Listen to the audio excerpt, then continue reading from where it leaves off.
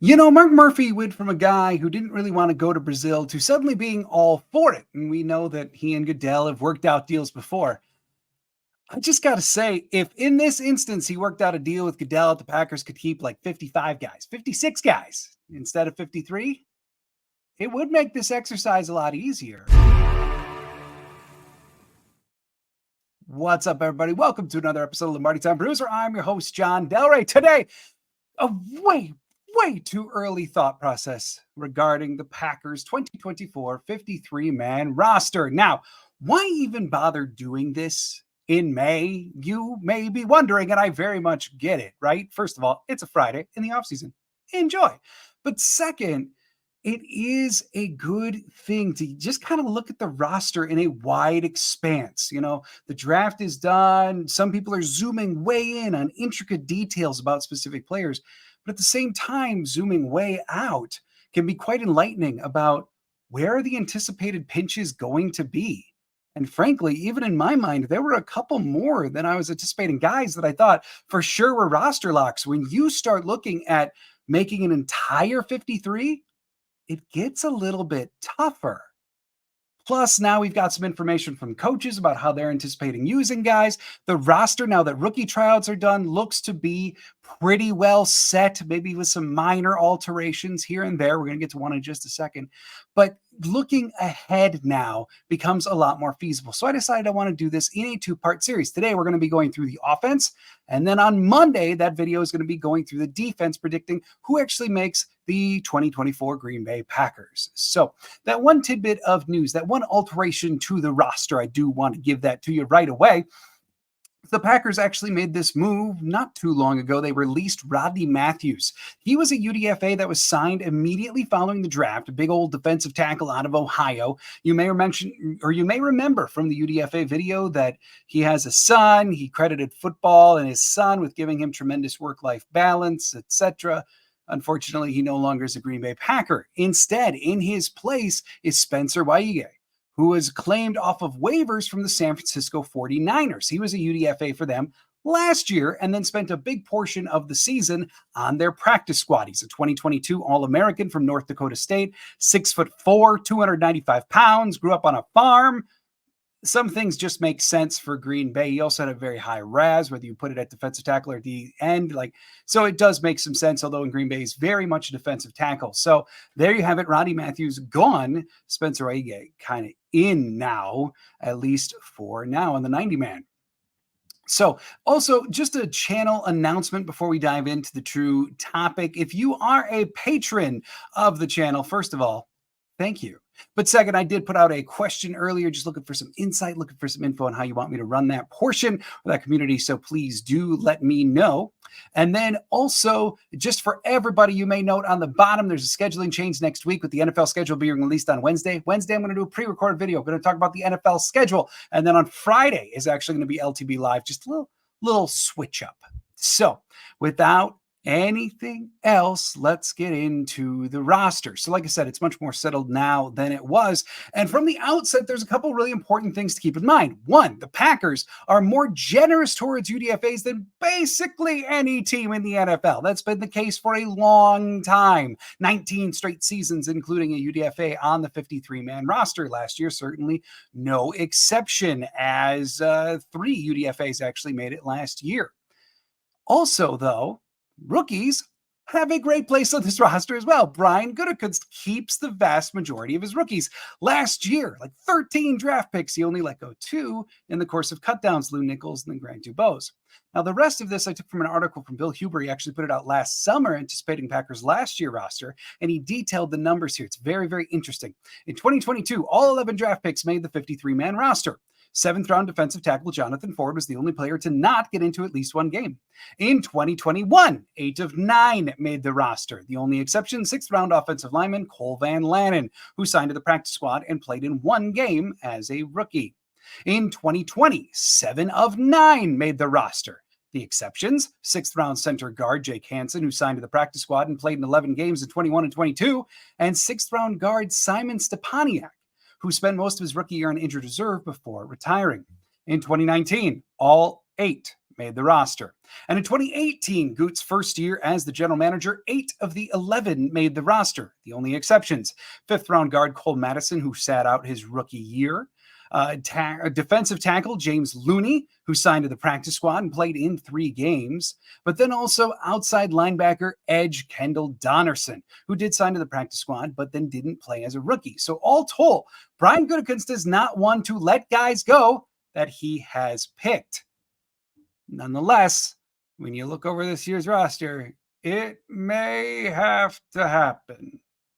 Couple times at least. So let's dive in. Let's start with the most important position on the field. Now, by no means is this like my put it down, etch it in concrete like a toddler's hands at a new house.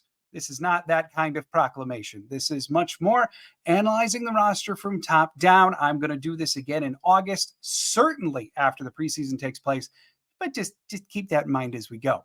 So I'm going to give you for each position a starter, who's still on the roster, and then who ultimately was the toughest cut. Some positions easier than others to even declare that. So quarterback, obviously going to soon be a $50 million man. Here we do have Jordan Love, but then also on the roster, Sean Clifford, who just got referred to as Matt Flynn-like by the assistant coaches, specifically Tom Clements. And in the case of Michael Pratt, their 7th round pick, it is entirely possible that the Packers keep 3 quarterbacks. However, that is not how Brian Gutekunst generally has built his roster. I know he's talked about wanting to get back to the early Ted days or the Ron Wolf days of having a developmental quarterback. Well, we've seen this before, where guys seemingly should make a roster, but they fell in the draft and then Gut lets them go and then is able to hang on to them on the practice squad. I think Michael Pratt might very well find himself in those shoes. And it's possible that Pratt in the preseason outplays Clifford. I'm not denying that it's a possibility, but they are so high on Clifford's intangibles, on the cheerleader that Clifford is, his presence in the room. It's totally foreseeable that as a 7th round pick, they could let Pratt go, keep him on the practice squad, continue developing, but keep Sean Clifford on the active roster. And I think realistically, given his preseason performance last year, given the fact that he's been in the league a year, they probably have a better chance to keep Clifford around by keeping him on the roster than Pratt. And if they were to cut Clifford, then it might be tougher to keep him back. You see what I mean? So go with Jordan Love, Sean Clifford on the roster, toughest cut, the only one, Michael Pratt. Moving on to the running back position now. Obviously, you've got your starter and new free agent signee, Josh Jacobs. But then beyond that, and this, we're already at a difficult position because A.J. Dillon is there. He re-signed on that 1-year deal, that bottom basement money deal, only costing the Packers about $1 million in cap space. Given the way that the coaches have been talking about him, from Ben Sermons, the running back coach, offensive coordinator Adam Stenovich, referring to him as this is the hardest they've seen A.J. Dillon work in an offseason. There just seems this certain confidence from the coaching staff about A.J. Dillon. I just don't think he's going anywhere. And then, of course, 3rd round pick Marshawn Lloyd. He certainly is going to make the roster. By the way, if you haven't seen it yet, I'll be putting out a graphic tomorrow morning on Facebook and Instagram about a quote from Jim Nagy, the director of the Senior Bowl, about Marshawn Lloyd. He believes Lloyd is the best running back in this draft class and actually thinks that the Packers may now, between Jacobs and Lloyd, have one of the best 1-2 punches in the entire NFL. So certainly high praise. So you may be thinking, with those 3 running backs on the roster, what about Emmanuel Wilson, last year's UDFA, the guy who led the preseason in rushing last year, made some nice contributions toward the end of the year as well? I think that he's absolutely the toughest cut here. I think much like last year, they carried him on the 53. Eventually, they got him in game time. I think what he is he is a practice squad addition who they protect, elevate at certain times. But I think given the choice between A.J. Dillon and Emmanuel Wilson, based upon the way the coaching staff is talking right now, it sounds like the nod would go to A.J. Dillon. So that others cut would be Ellis Merriweather, UDFA signing Jarvion Howard, and then also another difficult one, kind of the only true H-back on the roster, Henry Pearson, being let go. And frankly, I kind of starred Pearson in my notes. I won't be shocked at all if the Packers want to keep a true H-back. Pearson's your guy. And I would not be shocked at all if they do that route. But ultimately, I think, given the way the coaches have been talking lately about A.J. Dillon having the capacity to be an H-back, about others being able to contribute in certain veins of the H-back position, I don't know as if they're going to keep a true H-back. I think this may be a situation where they have different guys do different facets or cross-train a couple and then put them there on sporadic plays. I think that's what we're going to realistically see. So now looking ahead to the wide receiver position, starters here, it's kind of stupid to declare starters, but I still felt the need to follow the format. So let's go starters being Jaden Reed, Romeo Doubs, Christian Watson, all obviously roster locks. But then the other ones on the roster, I have the Packers maintaining status quo at that position, much like they did through the draft. Might there be a UDFA sneak in here? Maybe. But this is the way I see it being most likely. So, of course, still on the roster, Dontavian Wicks, Bo Melton, because Bo knows, and then Malik Heath. Those three being de facto wide receivers 4 through 6. It really doesn't matter. We know how the Packers use their receivers. There's not exactly a clear-cut pecking order 1 through 6. But you do have an interesting UDFA, one being Julian Hicks out of Albany. Wouldn't shock me at all to see him make some highlight reel plays in preseason and give them a tougher decision. You also have last year's 7th round pick, Grant Dubose, who was injured for training camp last year and then never seemed to get his footing, couldn't crack the roster like Bo Melton eventually did last season. But I think really the Packers, they didn't draft a wide receiver. I think looking at the depth receiver, Malik Heath is probably your number 6 there. And he does some more unique things in terms of like his just strong hands, like a Romeo Doubs. His run blocking might be the best of all 6. And if not, then it goes to Christian Watson. But Malik Heath is certainly in the conversation. And I think that, if it were up to LaFleur, he's got to keep his newest version of his war daddy around, that like he used to call Allen Lazard. And so Malik Heath still sneaks onto the roster. In the case of Bo Melton, I don't think you can ignore the couple 100-yard games that he had in the second half of last year. And then Wicks, Dobbs, Watson, there's lock as locky can be. So I think the toughest cut here could very well be Julian Hicks. But then the other releases, Grant Dubose, Alex Magoo, quarterback turned wide receiver convert, may stick on the practice squad because of experience and the fact that he can do both, but nonetheless, I think he gets cut. Dimitri Stanley, the other UDFA wide receiver, and then Samori Toure. I think that experiment finally does come to an end. Looking at the tight end spot now, again, kind of silly to declare starters here. Luke Musgrave, Tucker Kraft, both absolute locks, no doubt about it. But then also on the roster, Tyler Davis. And I didn't put him on the graphic because you can tell I've changed my mind about this about 4,700 times today. I am saying Ben Sims makes the roster. So just ignore that he's not on there, though. Okay. So like starters, Luke Musgrave, Tucker Kraft, sure. And then on the roster, Tyler Davis and Ben Sims. It's just too tough to get rid of Sims following some of the production that he had at the back end of last year. And if you're wondering about Tyler Davis, keep in mind, 2 years ago, he was one of Rich Bisaccia's special teams aces. And Bisaccia last year greatly bemoaned when Tyler Davis had to leave with his ACL injury. They had a package carved out for Davis. Even just this week, tight end coach John Dunn put out this quote about Tyler Davis. Tyler's a stud. He is as dedicated of an individual as they come. There's not enough good words I can say about Tyler. Just him really being one of the veterans in the room, just the guidance he offers. So there you go. They still seem incredibly high on Tyler Davis. They opted to re-sign him. He was one of their not just most utilized players on special teams 2 years ago. He was one of their best players on special teams 2 years ago. I think he still makes this roster. And I know graphic misleading, but Ben Sims still going to be there as well. And that leaves off. I didn't really declare a tough cut here because I'm not sure. If Sims or Davis aren't on the roster, those are the tough cuts. Joel Wilson, Messiah Swinson, haven't seen enough from either one of them to really declare them as a difficult cut at this time. Now, oh boy, one of the toughest spots of the entire team. And this is where you really want to have a 55-man roster. But here we go. I have been saying for a while, since they drafted Jordan Morgan, I am of the opinion that the best 5 that they can roll out, the best starting lineup that they can do, would have Rasheed Walker at left tackle, Elton Jenkins left guard, Josh Myers center, Jordan Morgan at right guard, and then Zach Tom at right tackle. And then if there's an injury to one of the tackles, you take Morgan, you kick him outside, put in Sean Rhyan at the guard position. Yeah, newsflash, Sean Ryan's going to make the roster. But those are the best five. That's the best starting unit that they can make in my mind. And I know they're going to give Jordan Morgan a fair shake at left tackle. I know they're going to start him off there. They also said that he's going to be totally cross-trained across the entire line. Goot said the night that they drafted him, he could play all four spots. Stanovich talked about cross-training everyone. Luke Butkus talked about cross-training everyone. Jordan Morgan very much a part of that. And so I got to believe that this is the best five based upon what we've seen before from every one of these individuals and what we know Jordan Morgan could be capable of. This is their best five. And then still on the roster.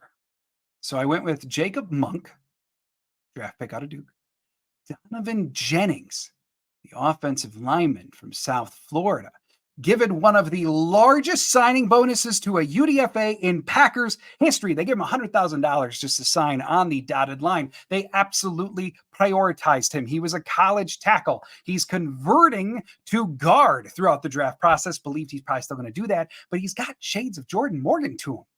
He's highly mobile. He's not one of the Caleb Jones, Kadeem Telford, one of these really big hulking tackles. A little bit different than that. I think he makes the roster. Then, of course, you do have Sean Rhyan, but then also free agent signee Andre Dillard. See, what you don't see in those four is an absolute unequivocal tackle. And trust me, I hate that too. But Caleb Jones just didn't seem to stand out above any one of these. I know he's been on the 53 before, but they've seemed reticent to always play him, right? So I won't be shocked at all if he makes the roster. I won't be shocked at all if Luke Tenuta makes the roster. And they're probably the two purest tackles you've got left. Maybe Kadeem Telford as well, but he's got some inside-outside. He's much more outside. But then the tough cut here, in my opinion, is Travis Glover. 6th-round pick out of Georgia State. Look, they picked Glover over Jennings, right? So why would they not keep Glover instead of Jennings? To me, here you have a situation where Morgan is essentially your swing tackle in addition to your starting right guard, right? So Morgan can go out and play tackle, okay? But then if they got to get down to like the 4th tackle on the roster, the 5th tackle on the roster, first say a couple prayers, but then you've got Andre Dillard, who, yes, was bad as a tackle last year in Tennessee, but before that in Philly, actually played quite a bit of competent tackle on a part-time basis, just not when he was a week in, week out starter in Tennessee. That went bad. I'm not kidding. But back to Philly when he was their spot starter, when he was their swing, or just pretty much left tackle. I shouldn't say swing. He really didn't go to the right side. He could do it. And I think the Packers are really going to value that versatility, even though I think they're going to be cross-training him. Jacob Monk, I think kind of like this year's Sean Rhyan, we might see him get on the field, but not on a super regular basis. And so I got to go with the versatility of Dillard, of Jennings over Travis Glover. And cutting a 6th-round offensive lineman, this would not be the first time this happened. He absolutely will be prioritized to get back on the practice squad, but I think that this is where you kind of draw the line. Also, then off the roster would be Caleb Jones, Kadeem Telford, Luke Tenuta, Trenta Jones out of Michigan, the UDFA, Leketa Smith, who they just signed after the rookie tryout, and then Royce Newman. I think that time has come to an end, especially when you take into account the salary implications that if they cut him, they can basically free up a couple $1 million. I don't think that helps his case in this instance, since much of the money isn't guaranteed. And I do think that time has come to an end. Also, as noted in the comments in earlier videos, people have talked about like, well, could they trade Royce Newman for a potential day 3? Maybe. I absolutely could see that. Some team is going to want Royce Newman. Some team is going to want a guy who's got a whole lot of experience playing for one of the best offensive line systems in the NFL. Royce Newman will go get a job somewhere else. And that means Brian Gutekunst may leverage that into a day 3 pick like we've seen him do 100 times before. But no matter what, I don't think Royce Newman makes the roster. So there you have it. Now, you may have different opinions. I know. We're all going to have different opinions. It's May. But it still was good to kind of zoom out, look at these spots and say, there's more pinches than I thought. When you take into account the defensive calculations that we'll cover on Monday, all of a sudden, keeping 4 tight ends gets really hard. It probably costs you your 3rd quarterback. Or maybe you want to keep 4 running backs. Well, that's probably going to cost you Sims or Davis. You want to keep 10 offensive linemen? Oh boy, that may cost you someone like Eric Wilson at off-ball linebacker, or 7th round potential steal of the draft corner, Kalen King, if they only can keep 5 corners. See what I mean? It gets difficult quick when you want to keep all of these guys. There's arguments, pros and cons each. Ultimately, will we know anything until we get on the field? No, not really. But it was very enlightening, even for me, to analyze and see, where are these pinch points? What does this mean for the roster? And I just got to say, at this time, training camp's going to be a heck of a lot of fun. Brian Gutekunst has his work cut out for him, because the Packers are a deep roster. Thanks so much for joining me here on Lombardi Time Brews. On Monday, I will be going through the defense, offering some rationale as to who's in, who's out. And then Wednesday, schedule release video, not going live next Wednesday, just going to react to the schedule. And then next Friday, a special Friday edition of LTB Live. Also, join our Patreon. We need a few more people, then we can get going with giveaways, happy hours, all the cool things that we got planned to get rolling on. We just need a couple more at some of the levels. So please, at least think about it. I know not everyone's got the money, and I'm certainly not going to hope or expect or anything like that. But if you can, and if you want to support, we would appreciate it. So thank you everybody for joining me. Do hope you have a great weekend. I'll see you on Monday. And as always, go Pack Go.